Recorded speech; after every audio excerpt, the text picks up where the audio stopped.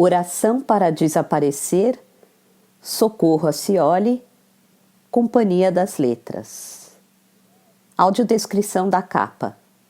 Em fundo azul claro, acima e ao centro, Oração para desaparecer. Abaixo, em preto, a silhueta de um cavalo marinho, abaixo do qual a legenda Socorro a Scioli. Companhia das Letras.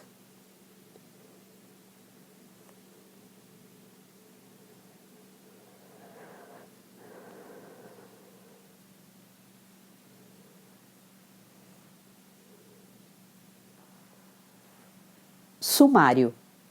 Parte 1. Você trouxe todas as palavras. Parte 2. Os ossos dela não estão lá. Parte 3.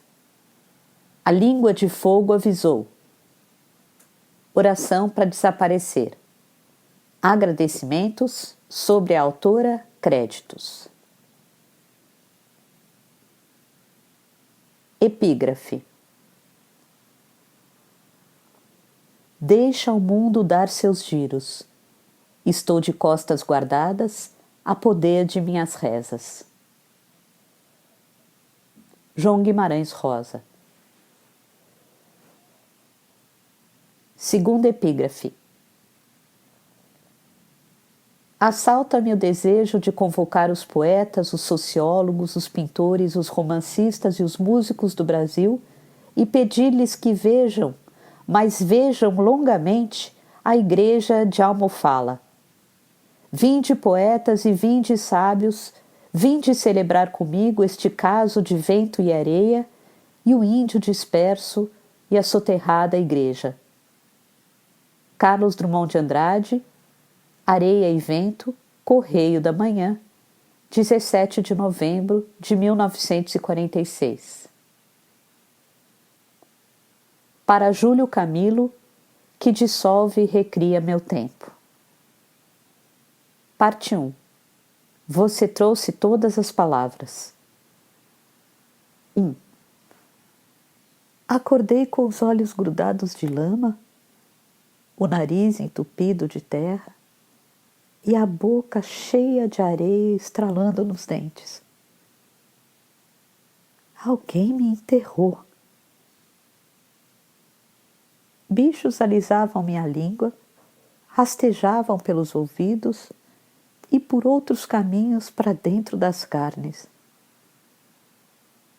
Debaixo do chão era uma agonia gelada, molhada, fedida.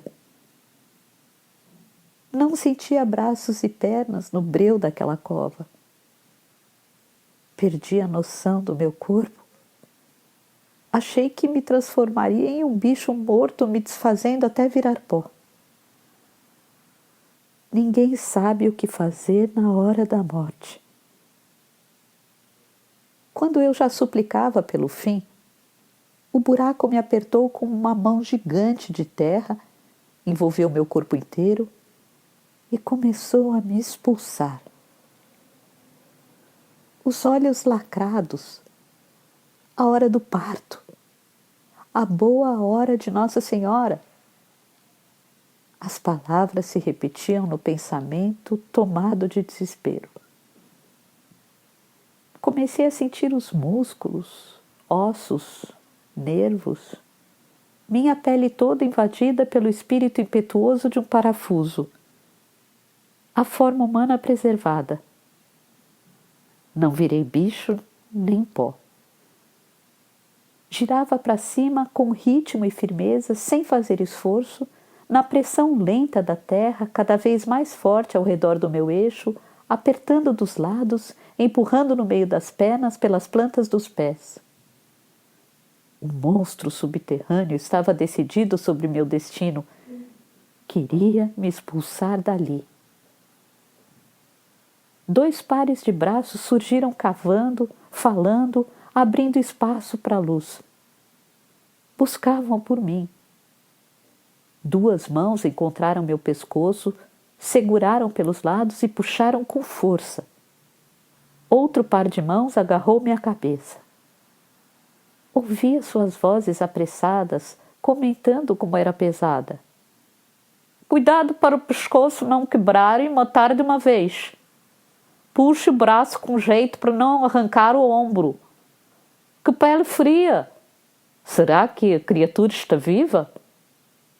E se sair morta, o que faremos? Deixe de asneira! Eles saem vivos sempre! Você sabe que é assim! Os dois mudaram a estratégia e me arrancaram pelas axilas com vigor e gemidos de esforço. Atravessei a terra tossindo muito. É uma rapariga, ela disse. Passou um pano molhado no meu rosto e repetia que estava tudo bem, que era preciso calma, enquanto um homem me enrolava em 2 mantas, cobria meus peitos e minhas costas. Eu estava nua com medo e morrendo de ódio daquela mulher me chamando de rapariga. Um sopro gelado no rosto esfriou as gotas na minha pele e parecia congelar. Ainda não enxergava bem, não ouvia com clareza. Achava estranha aquelas vozes. Escutava tudo sem entender nada. Delirava sobre morrer. Voltei a enxergar graças ao zelo dela, limpando minhas pálpebras com muita paciência. Meu corpo estava completamente nu e sem pelos em nenhum lugar. Passei a mão na cabeça e gritei. Assustei os dois. Estava careca. Os cabelos ficam no caminho, o chão arranca, a mulher disse. Mas logo vão crescer, não te preocupes. Falava o essencial e continuava limpando com cuidado as orelhas, a pele, o pescoço. O dedo enrolado em um tecido fino cutucava os ouvidos. Suas mãos me devolviam a dignidade, seus olhos não largavam de mim. De vez em quando, ela pedia que eu não ficasse nervosa, que me acalmasse, que me daria sopa com pão, chá quente e boa dormida. Todos vocês chegam com muita fome, depois dormem uns dias. Quando acordar, arranjaremos ouvido sem susto nem espanto. Não adiantava tentar me acalmar. Tudo era puro assombro. Perguntou se eu conseguiria ficar em pé e colocar meus braços sobre os ombros deles. Estava fraca demais. O homem me pegou no colo e me levou até a casa, perto da cova de onde saí. Tentei falar, mas tossi de novo. Entramos pela porta de trás e fomos direto para um pequeno quarto ao lado da cozinha. Os dois me deixaram em uma poltrona larga de couro marrom, forrada com alguns lençóis em um local escuro e bagunçado. Senta-te aqui e fica parada, não sai por enquanto. É preciso permanecer mais ou menos meia hora sentada para que o sangue volte a correr direito pelo corpo e a pressão regularize. O homem explicou nesses termos. Depois deveria tomar banho. Antes de deixar o quarto, ele levantou minhas 2 pernas e as apoiou em um pequeno banco, também forrado com os trapos manchados, dizendo que era para ajudar a ativar a circulação. Abriu uma maleta de couro e me examinou com aparatos de médico. Respiração, lanterna nos olhos e ouvidos. Aperto no braço, na barriga, com sua mão fria e avermelhada. Disse que parecia estar tudo bem, por enquanto. Só muito suja por dentro, mas iria melhorar com os dias. A mulher voltou com outra toalha, limpando meus pés. Eu segui atenta às temperaturas, à benevolência dos exames do doutor, à certeza dos olhos dela. Na parede ao lado da cama, havia um batente alto de alvenaria cheio de velas antigas, de cores e de formatos diferentes, ceras derretidas, retorcidas, pavios dormindo. Ela acendeu algumas antes de sair, deixou fogo e luz. Passei muito tempo com aquele fedor de enterro por dentro do meu nariz, mesmo dias depois de estar limpa. Um pouco de chá amargo, um prato de sopa e um pedaço de pão. Foi a primeira refeição que fiz com eles enquanto me observavam. Deixa a chávena aqui na mesa, assim tu tomas a sopa na bandeja com mais jeito. Eu não sabia o que era chávena. Quase bebi a sopa direto no prato de tanta fome. Comi o pão de uma vez e ainda tossia e engasgava, mas o desespero pela comida era maior. O chá quente dissolveu a terra da garganta um alívio. Agora podes tomar banho. Ela autorizou, arrumando na cadeira ao lado da banheira um pijama de flanela azul de tamanho bem maior que o meu, um par de meias, um vestido preto, um casaco verde, roupa de baixo, um pedaço de sabão. Enquanto eu comia, eles encheram uma banheira com água tão quente que fumaçava ali dentro do quarto mesmo. Faziam tudo juntos, sincronizados. Pareciam treinados para aqueles gestos de cuidar de uma morta-viva.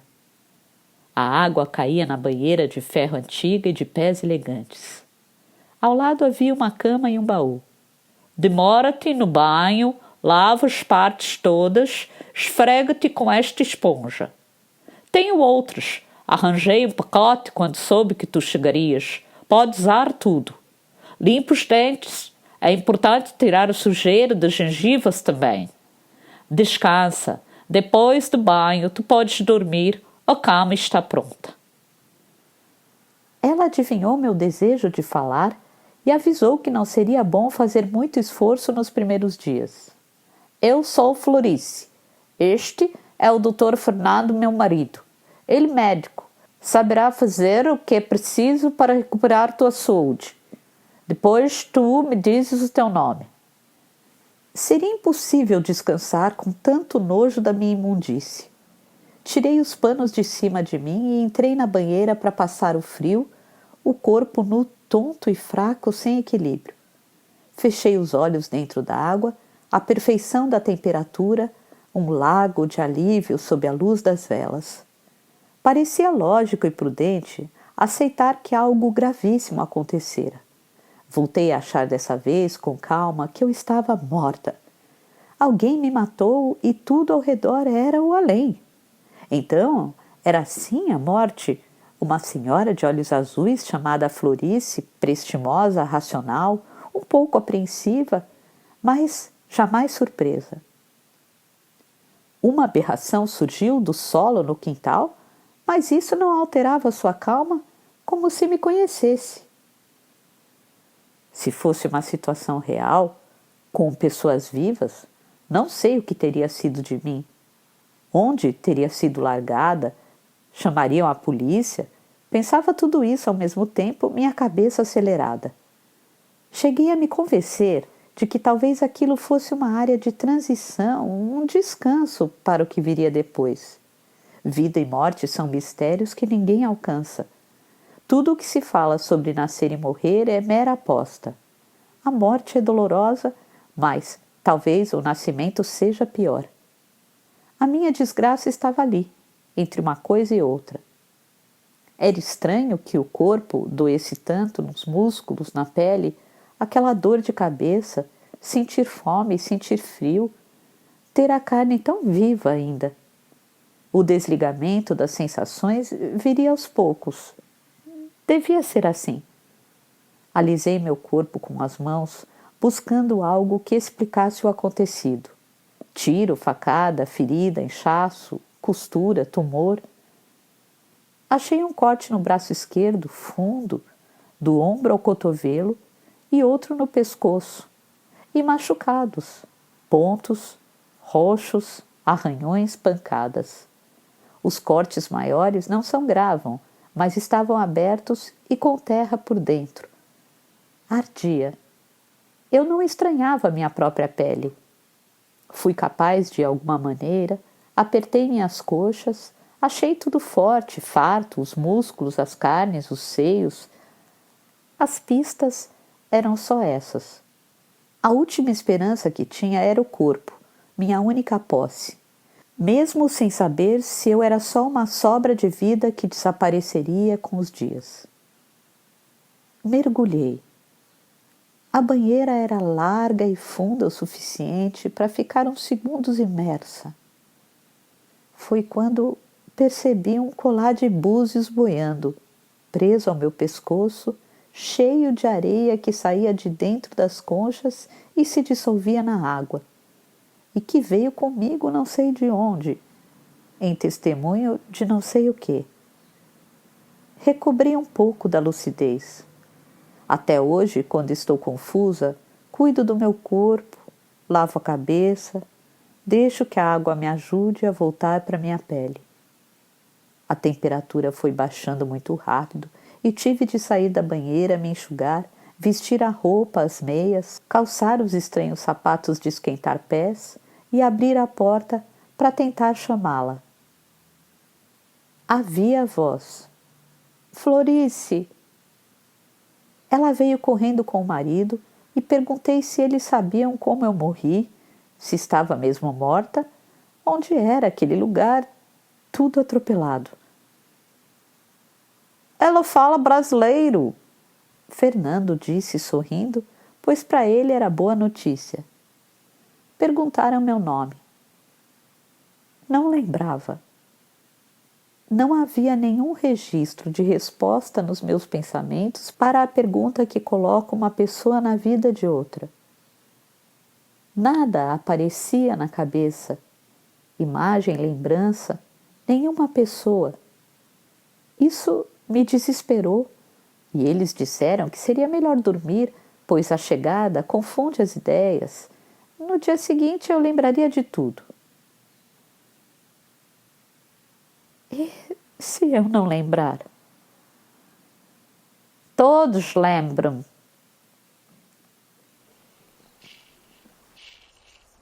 O senhor dono da casa, licença, quero pedir. O senhor dono da casa. 2. A casa era um depósito dos vestígios de muitas vidas. Diante da porta do quarto havia uma sala pequena. Das marcas retangulares nas paredes, imaginei os quadros. Uma máquina de costura em silêncio, uma cadeira sem assento e uma espessa camada de poeira que denunciava abandono. Um piano de madeira escura servia agora apenas como a prateleira de retratos desbotados de casais, mulheres, homens, crianças que partiram deste mundo muitos anos antes. Ao lado, vi outra sala um pouco menos suja. E vi Fernando. A mesa posta contrastava com o cenário ao redor, porque no meio dela havia uma flor.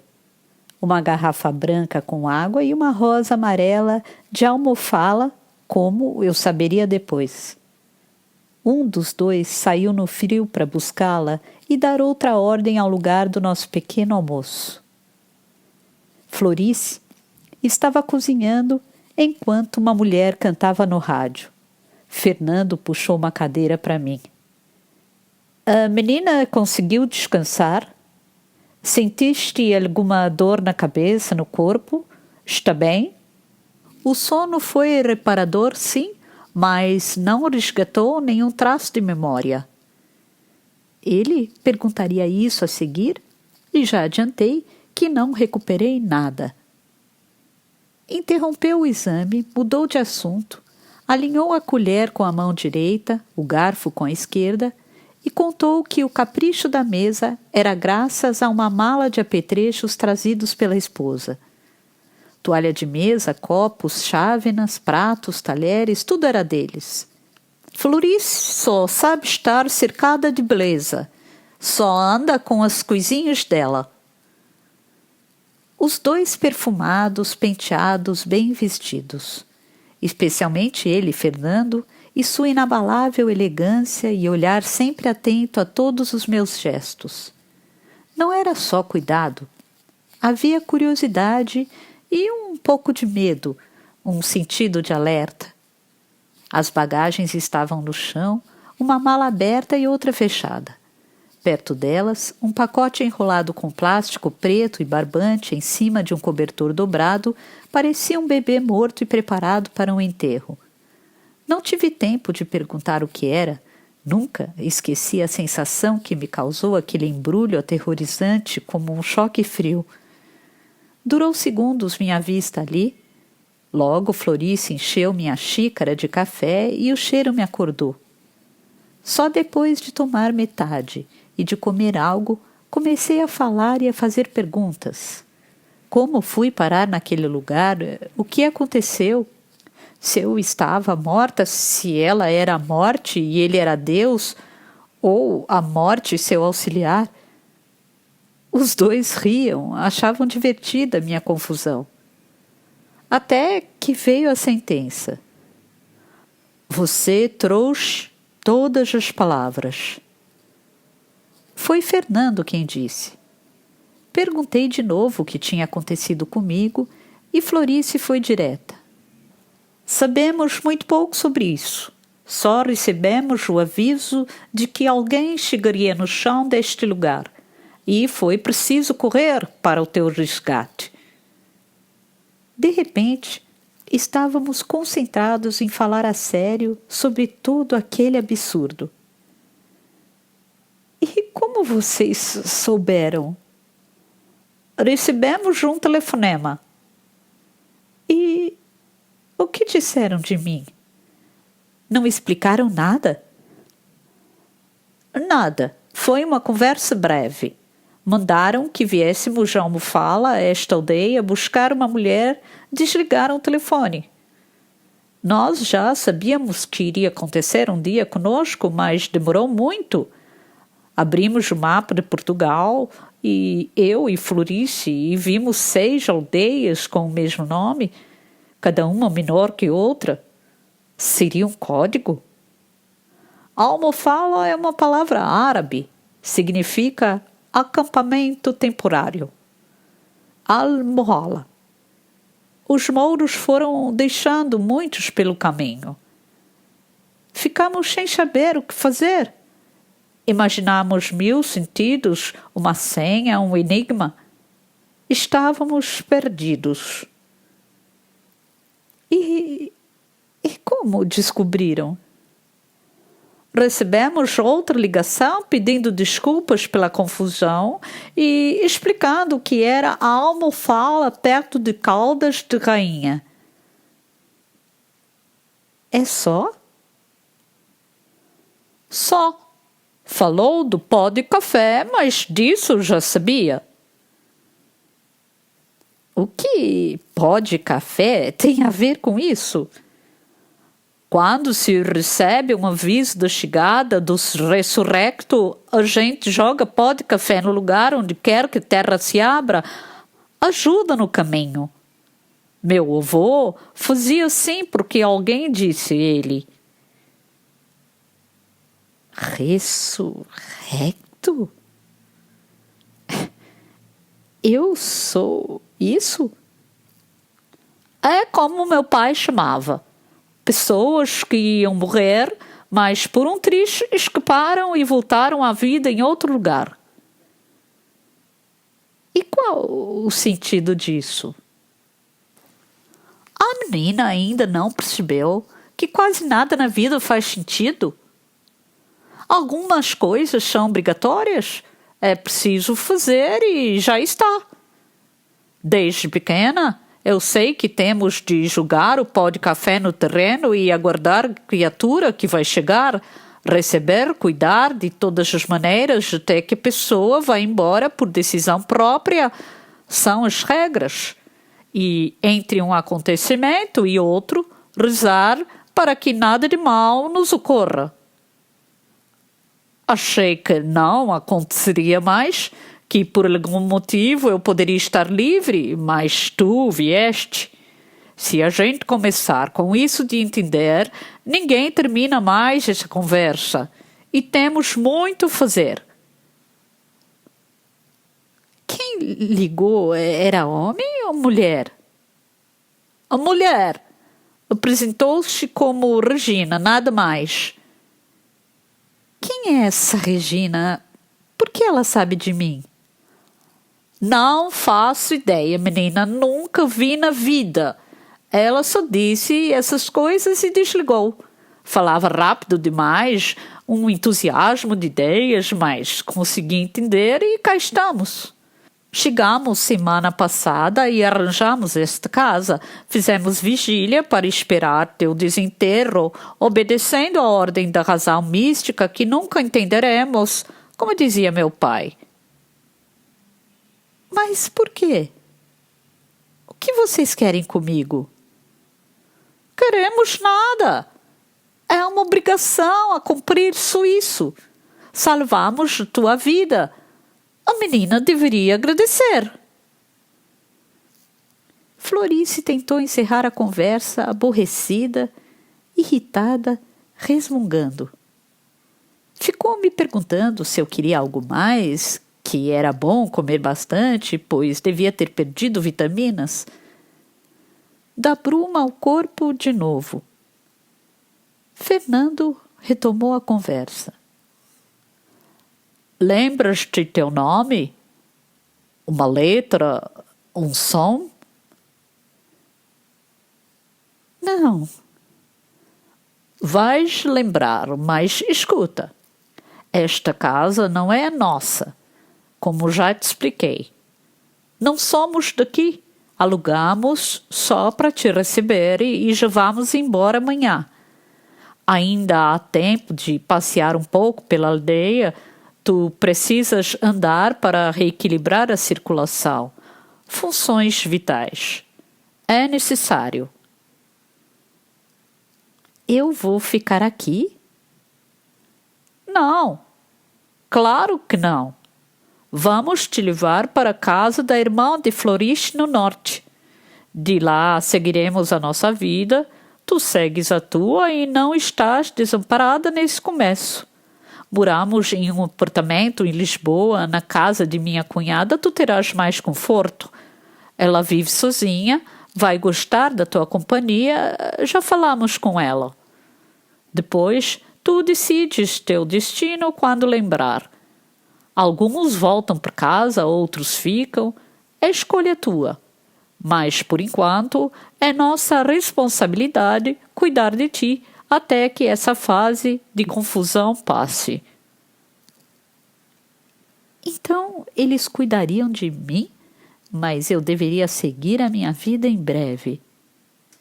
Eu que não sabia que vida tive sem pistas daquilo que fui e não sei. Voltei para o quarto, peguei um dos casacos, o verde de veludo, e calcei um par de botas que cabiam 3 pés dentro de cada uma.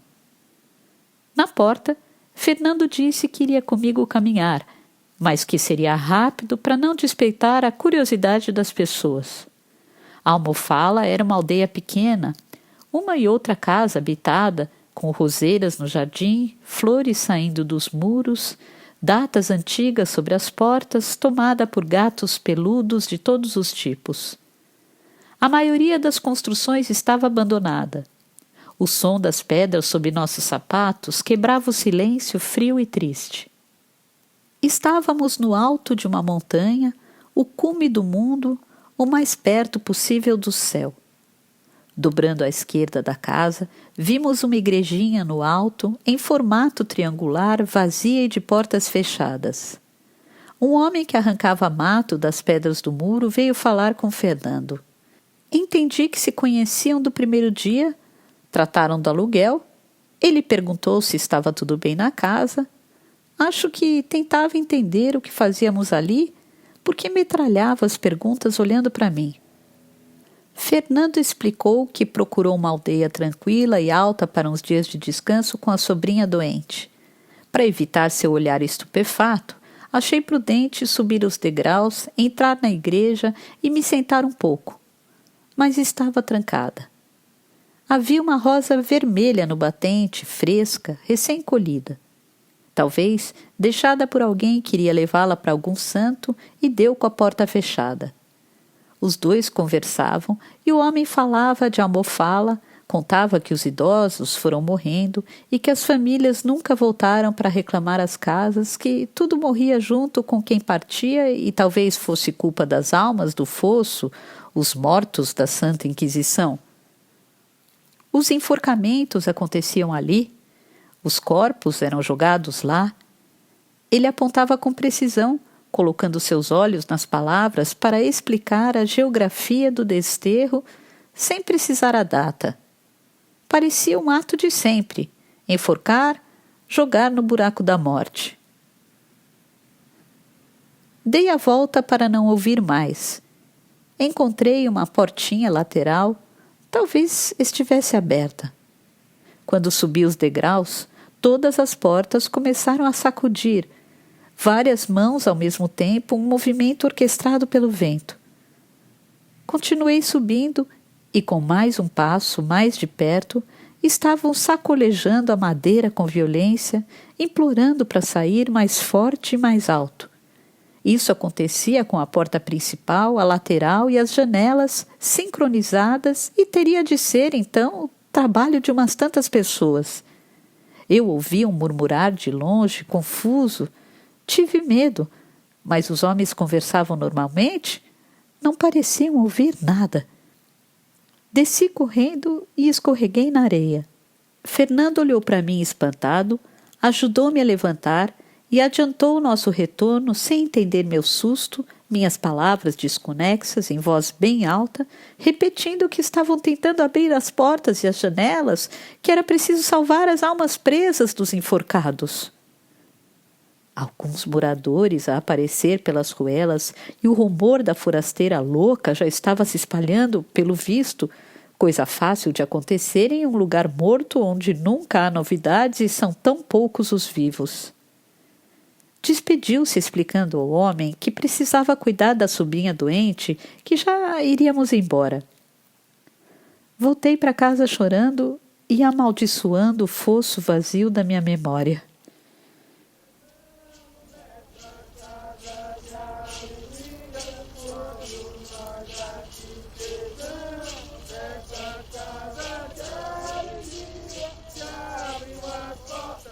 Três. Despertei quando Florice bateu na porta e me chamou para tomar um chá de tilha, prometendo que acalmaria minhas ideias, sem que ela mesma estivesse tranquila. Lembrei de sonhos confusos que tive, cenas cortadas com facas, um homem muito perto de mim falando alto. Acordei assustada com os gritos dele, furioso dentro do sonho, misturados às batidas dela suaves. Enquanto demos 4 passos lentos até a mesa, contou-me que descobriu um pé de tilha no quintal e estava contente por isso. Era seu chá preferido. Tomamos muito em Portugal. Ela explicou, abrindo um espaço para esse assunto sem qualquer interesse ou relação com a tragédia que eu vivia, como se estivesse tudo bem. Fernando me aguardava à mesa com um caderno e uma caneta em mãos. Florice também. O dela era gasto, velho, uma capa de papelão azul marinho, dobrado e desdobrado, com as pontas já se desfazendo. O dele, um caderninho novo de capa vermelha. Sua fala foi um percurso de coisas numeradas, organizadas, a única ordem que meus pensamentos conseguiriam obedecer. Combinaram aquela conversa. Decidiram sobre o que cada um falaria e até que ponto poderiam me dizer coisas. Um evento ensaiado. Primeiro, ele repetiu que não perdia as palavras, voltou a esse ponto com insistência, olhando nos meus olhos, pausando a voz para que eu entendesse que aquilo era sério e importante. Poderia compor meu tempo, determinaria o meu futuro. Eu não tinha percebido ainda.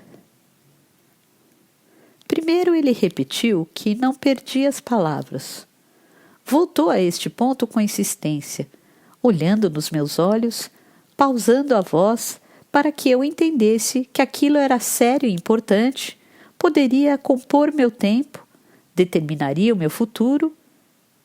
Eu não tinha percebido ainda. Alguns chegam mudos aqui e só voltam a falar meses depois. Meu caso era um intercurso improvável e milagroso. Ele me pediu para acreditar, pois só isso me ajudaria a resolver tudo aquilo mais rápido. Lembrar quem sou, voltar para casa. Estava viva, não morri, sobrevivi ao insólito. Segundo, meu passado poderia aparecer nos sonhos e eu precisaria anotar com muita dedicação em detalhes, mesmo que parecesse uma coisa sem sentido ou sem importância. Eu iria lembrar de tudo em algum momento. Os sonhos guardam o que é nosso e nos devolvem quando precisamos.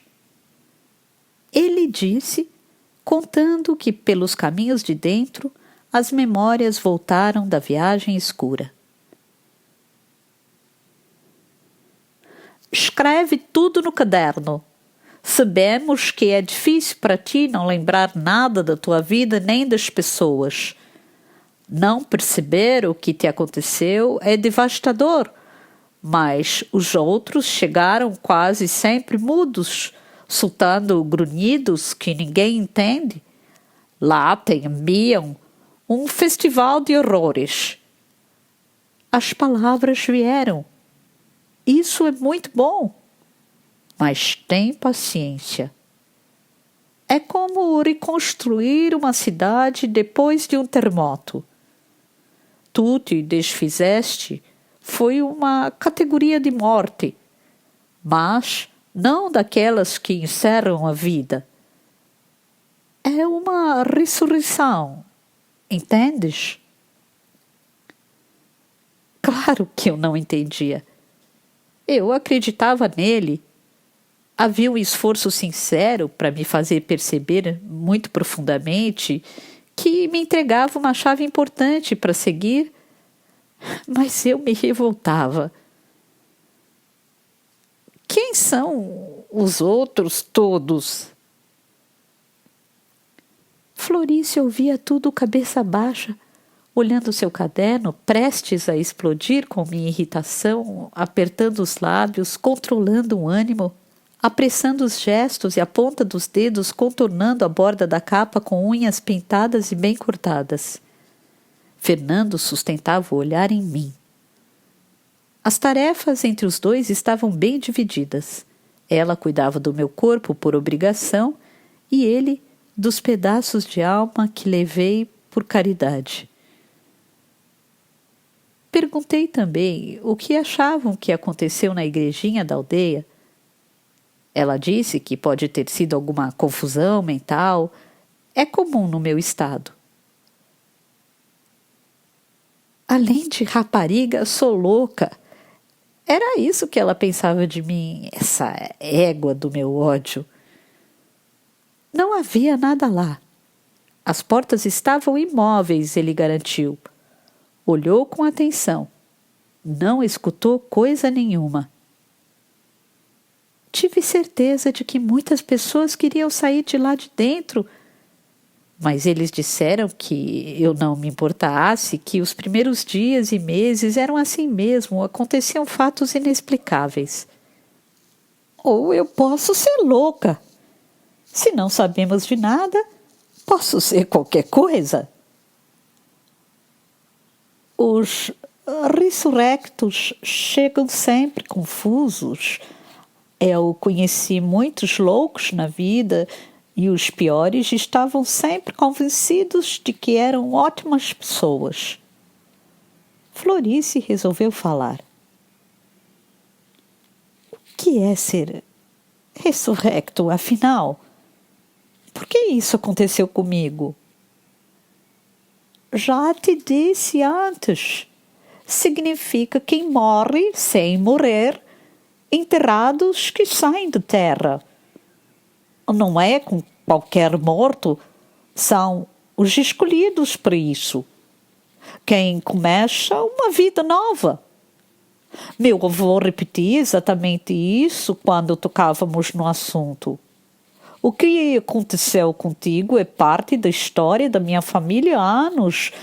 Um absurdo que nunca entendemos, quase um delírio. Não contamos para ninguém. Sempre foi nosso segredo. Tu não podes falar nada, percebes? Nunca poderás falar. Os que chegaram para nós estão registrados neste caderno, cada um com uma origem diferente. Sempre saem da terra? Os que chegam para minha família, sim. Tu és a 28ª e a primeira mulher. Mas meu avô falava que havia outras formas de chegar. Esse corte no meu braço, no pescoço, essas marcas e pancadas, vocês sabem o que foi? Estou muito ferida. Quem me enterrou? Quem fez isso comigo? Não sabiam. Fernando quis dizer algo, mas Florice tocou sua mão e o interrompeu. A sensação se repetiria muitas vezes. Ele ficava prestes a dizer qualquer coisa que ela não permitia. Ela abriu o caderno e passou as páginas. Nome, data de chegada, data de saída, algumas linhas a mais. Mostrou muito rapidamente. Na página 28 havia a data e a hora do meu desenterro, descrição física, pouca coisa. Recebi o caderno vermelho em branco e prometi me esforçar. Eu saberia anotar. Se dependia de mim, garanti que iria fazer o certo, escrever os sonhos. Não sei se isso vai ajudar em alguma coisa. Meus sonhos são ilusões de cabeça confusa. É o contrário. Só o sonho é real. Ele explicou mais uma vez com paciência que alguns dos ressurrectos que conseguiram voltar para suas casas de origem, seus países, foram os que perseguiram as pistas dos sonhos de forma consciente ou vaga, mas era o único jeito de voltar. Os ressurrectos sempre têm fortes motivos para fazer a viagem, ele disse. E qual teria sido o meu motivo? Deve ter alguma relação com as tuas cicatrizes. Foram cortes fundos. Quem fez isso queria o teu mal. Tu lutaste uma batalha violenta, isso é certo. Eu morri e recebi outra chance por qual motivo? Não sabemos realmente, mas aconteceram absurdos. Era o pai de Florice quem contava os casos. A esta altura da minha vida, sei que qualquer coisa é possível. Não sou mais ingênuo de acreditar que uma ordem única rege tudo, ou que nossa cabeça pode entender os desígnios do mundo. Não pode. Só nos resta aceitar e seguir vivendo, porque estamos nessa aventura às cegas. Todos nós. Quando a gente acha que entendeu tudo, o caos aparece para relembrar que não somos coisa nenhuma. Depois dessa conversa, eles não queriam dizer mais nada. Mudaram o tema, entramos no modo prático da vida. Arrumar objetos, organizar a bagagem, estudar a rota da viagem pelo mapa. Partiríamos para a casa de Dona Fátima, cunhada de Fernando, mas antes iríamos passar uns dias em Lisboa. Mostraram o mapa de Portugal, a travessia que faríamos até lá, o nosso lugar naquele país pequeno e estreito na Europa, o nome do continente, ele explicava como se eu fosse criança. Pediram desculpas por não mostrar o mapa do Brasil. Não o tinham em mãos. Levavam de Portugal pela necessidade. A rota de saída de Almofala passaria por São Clemente, Venda da Costa, Venda da Natária, Cumeira da Cruz, Chões, Alvorninha, Chiote, Zambujal, Vila Nova, Outeiro, Casal do Rei, Casais da Boa Vista, Ribeira de Crastos, Carrasqueira, Vidais, Mosteiros, Trabalia, Matoeiro Imaginário, Caldas da Rainha. Eu guardei esse papel, deixei dentro do caderno, por isso sei os nomes até hoje. Os dois tinham gosto de apontar no mapa os lugares onde nasceram, onde viveram, onde estão seus parentes, os sítios mais bonitos, as viagens, as paisagens. Falaram da muralha de Óbidos, da casa que alugaram com uma laranjeira cuja copa invadia a janela do quarto quando eram jovens e comemoravam o 3º ano de casamento. Adoravam Porto, Coimbra, Sintra, Mafra, Aveiro, Braga. Decorei alguns nomes, mas estava cansada. Não era um bom momento. Eu não estava ali porque escolhi. Desejaram que eu aproveitasse a sorte de renascer em Portugal. Não conseguia ter essa ideia tão bem acabada de renascimento, mas gostava do esforço para me alegrar. Antes de ir embora, fui ver de onde saí. O buraco estava coberto e Florice plantou uma muda de oliveira em cima, contou o que trouxe de casa. Era um ritual de chegada dos ressurrectos que seu avô ensinou. Aninhou a mudinha na terra enquanto eu me recuperava na primeira noite, diz ela que isso me ajudou e eu nem sei. A árvore absorveria o que ficou de mim pelo caminho. Deixamos a casa de carro e vimos que o movimento nas poucas ruas estava diferente. A igrejinha de Almofala só abria uma vez a cada 3 meses. Um padre de Caldas da Rainha passava o fim de semana na aldeia, atendia aos pedidos de batismo, confissão, extrema-unção, exorcismos e casamentos, tudo junto. Os sacramentos, as ilusões da vida, a certeza do fim. Já estávamos de saída, todos no carro, mas Florice pediu para descer e rezar um pouco. Era um padre jovem. Sentia-se bem porque Deus o escolheu como pároco de Almofala, aquela terra de sofrimentos, e ali ele percebia com mais força que sua vocação se cumpria. Ele disse: engraçado, de Deus eu lembrava. É preciso ter muita fé para achar que foi Deus que cuidou dos detalhes banais da vida terrena. Mas era o que eu sentia naqueles dias. A crença também veio comigo, mesmo que depois tenha se perdido. De portas abertas e cheia de gente, a minúscula igrejinha incrustada em um triângulo trazia Almofala de volta à vida. A missa já estava em andamento quando entramos e nos sentamos no penúltimo banco do lado esquerdo. A pequena interrupção, gaguejante e o olhar do padre fizeram com que todos virassem para nos ver. Um trio estranho. Um casal elegante, uma moça careca e mal vestida, olhando o mundo com visível perturbação. Minha audição alcançava os sussurros desde a primeira fila e ouvi os comentários. Essa aí era a rapariga. O aluguel da casa foi pago por um mês, mas só ficaram alguns dias. Disseram que iriam embora pelo agravamento do estado de saúde da enferma. Será que é cancro? Não, parece lunática. Minha mãe tem uma prima assim, eu percebo de longe. Pobrezinha, é jovem ainda. Não sabemos que tipo de doença. Estou convencida de que é lunática. Fiquei na ponta do banco de cabeça baixa. Fechei um pouco os olhos para ouvir o canto, a música em coro improvisado, a voz do padre em destaque. Aquilo era familiar e me trouxe conforto. Meu transe de paz só foi interrompido por uma mulher que chegou perto de mim com um menino.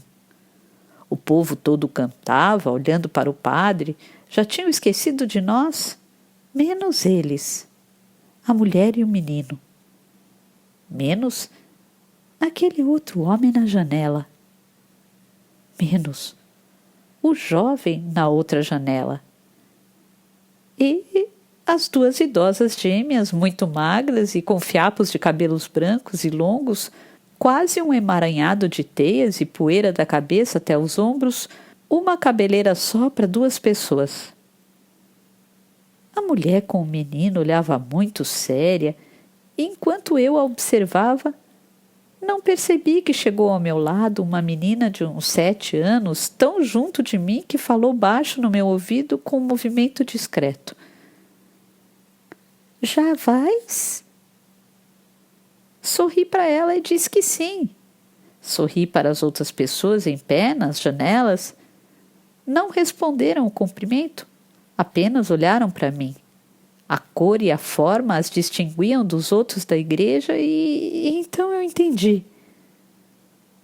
Não sei o que fui antes de esquecer tudo, mas no momento em que me concentrava naqueles corpos, descobri que era capaz de ver os mortos.